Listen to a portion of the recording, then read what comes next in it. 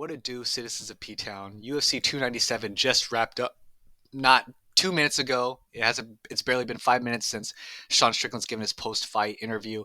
And this is my immediate reaction, as it always is, immediately, without really wasting any more time. Let's get to the main event. DDP is the new middleweight champion, winner by split decision.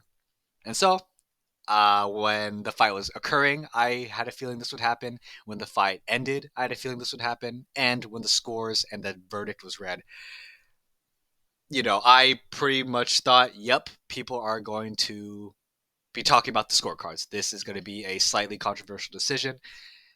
And yeah, sure enough, right after it, we got some interesting reactions. Didn't really stay on Twitter too long before turning on the camera. Or not turning on the camera. Oh yeah, the camera is on. Damn, you just saw me pick my nose there. Anyways, yeah, let's just get to the scorecards. How did I score the fight?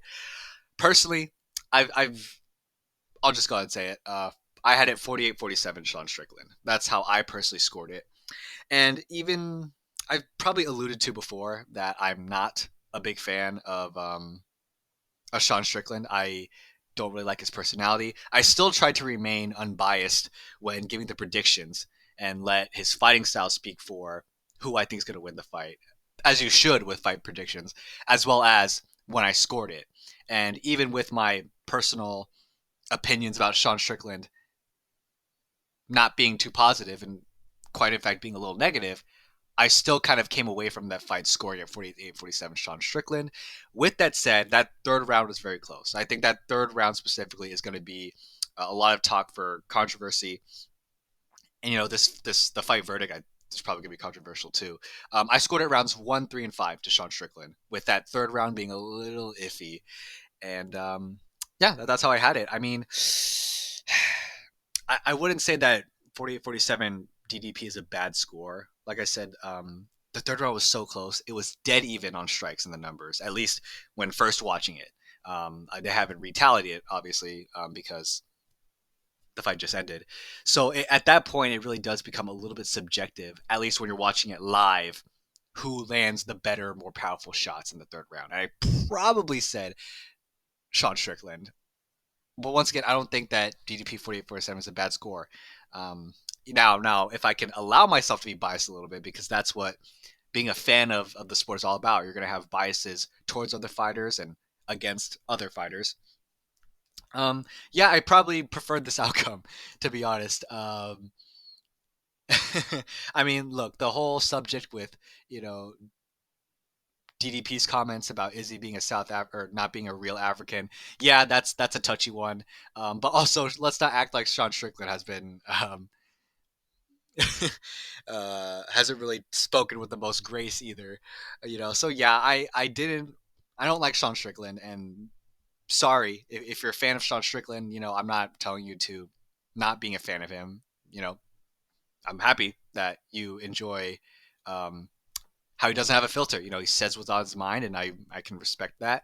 But yeah, I probably was happy about this outcome. Once again, close fight. Probably got to go rewatch it. But I'm not too mad about it. And once again, I do acknowledge my bias, because for those who are saying that it was a robbery and Sean Strickland should have won it, do keep in mind that, yeah, I don't like Sean Strickland, so I am more okay with saying DDP won. With that said, I feel like it would have been a less controversial scorecard if it was Sean Strickland who won. I feel like Sean Strickland did make a better case. So yeah, that's how I have it. Should be interesting.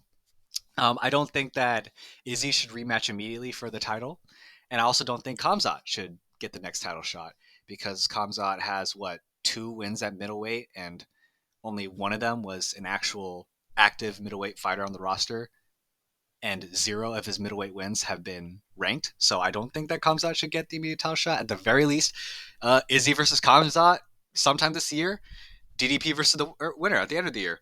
And who knows? Maybe some people want to see Sean Strickland and DDP run it back again, because that was a very close fight and maybe not as decisive as we wanted it to be.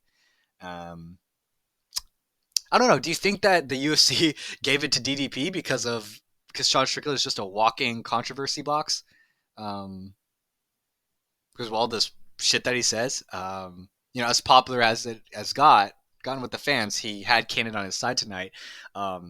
Yeah, it doesn't look good from a professional standpoint. Do you think that the UFC kind of swayed it because of that? Like, hey, DDP is a little bit more um, cleaner. Um, but regardless, that's my thoughts on the main event. Once again, should be interesting rewatching it. And congrats to DDP. He put up a very good fight. It was a little bit unexpected that he would keep up in terms of cardio. He definitely got tired, and we saw that, but he kept up with Sean Strickland. Sean Strickland got tired, and I did score that fifth round to Sean Strickland. I do think he obviously landed the better shots and more shots, but I still scored the fourth round to Drickus. And so we all know the common narrative of the of the fights, or I guess this main event. If it wasn't a quick finish by DDP, Sean Strickland would gain the upper hand later on because Sean Strickland has the better cardio. That was the narrative. But DDP surprised us once again in that sense. A less chaotic fight than I thought, but still pretty entertaining, surprisingly technical and close fight, enjoyable. I think a lot of people are going to hope they run it back again, and I'm definitely very curious too. So yeah, there you have it. Interesting outcome. Yeah. So let's go to my picks. Main card, I did terribly. I did terribly on the main card, and actually no, I did terribly on the prelims as well. I think, yeah, prelims I did not do well. But speaking of not doing well, Canada did not do well. Canada went what 2-8, and only the women won. That's unfortunate for Canada. But anyways, Raquel Pennington dominates. Well, yeah, pretty much dominates Bueno Silva. Um, Man, this is the state of bantamweight, huh? This is the state of bantamweight. Yeah, I'm not really too upset that I got this one wrong. I mean, um, um, look, nobody remembers this fight anymore. Should be interesting when Pennington faces Juliana Pena. The at least maybe the buildup will be interesting. Yeah, a decent performance. Pennington definitely had the better gas tank. She had the better striking. She didn't really feel that much in danger against the grappling of Silva. And yeah, she earned the win fair and square. Congrats to Raquel Pennington for winning. Neil, Neil Magny. Like I said, I started recording this after the fights have happened, so no bonuses have been given out yet. But Neil Magny better get a bonus, okay? Like I counted him out. Maybe some people, you know, even though I said, oh, maybe Mike Mallet will still go to a decision against Neil Magny, I still did not expect Neil Magny to pull off a win like that. Look. I don't laugh at the fighters because they get in there. Okay, they step into the octagon. They have the courage and the toughness to step up in there and put their bodies on the line every time they're um, in the cage. I can respect that. With that said, sometimes when it comes to upsets like these, I laugh. You know what I mean? I'm not laughing at Mike Mallet. I'm just laughing at the outcome. That Neil Magny got dominated for like 2 rounds and for like 2.5 rounds. That's about he got dominated for like 12 and a half minutes and then proceeded to just destroy Mike Mallet. Like y'all, yeah, y'all see the the screenshots, dude. Let me see if I can pull this up. Let me see if I can pull this up, dude. I mean, like, oh come on. You gotta show it. You gotta show it, dude. Come on, where's the one of him on the ground, dude? Okay, it's not even posted yet, but man, dude, Malik got humbled, dude. He got freaking humbled, man. Oh, that was kind of funny. I mean, once again, I'm not trying to laugh at him because they have a tough job, but Neil Magny better get a bonus. He better get a bonus for that. Showed levels. John Anik said it himself. Gatekeeper usually comes with a negative connotation, but in this case, it's a good thing because Magny just showed that there's levels. Even if he didn't really outskill Mike Mallet, he still had the better. He still demonstrated the better IQ and the better cardio, or at least in this case, the inexperience of Mallet came into play, in which he kind of tried to pour it on too early, and then just got mollywopped. Oh my gosh, that was funny, dude. Congrats to Neil Magny. I counted him out personally. If you predicted Neil Magny and you just opened your third eye, you must be very happy right now. So congrats to Neil Magny. Chris Curtis wins a decision. Cool, decent fight. I thought it was gonna be fight of the night, didn't. And then Movsar Evelev defeats Arnold Allen by decision. What is the deal with Arnold Allen? It's so interesting because actually no. Before I talk about how good Arnold Allen is, we have to talk about the controversy of this fight. Knees, grounded knees. It's tough. It's a gray area when it comes to grounded opponents or knees to grounded opponents, or specifically with the variable of, you know, the hand on the ground, one hand on the ground, and what counts as legal versus illegal.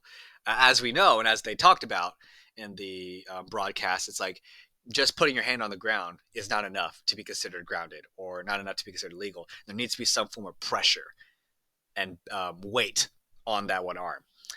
And so, as far as what I think about the knees that Allen delivered on Evloev, do I think it was legal, illegal? I don't know, man. I mean, I think on paper, I think they're probably illegal, probably. But at the same time, when you look at the replay, um, every time that Allen landed the knees, they were off the ground. Evloev's hand was off the ground, and that's because Allen was lifting him up and striking the knees to lift his hand off the ground. So yeah, actually no, I take it back. It probably was legal.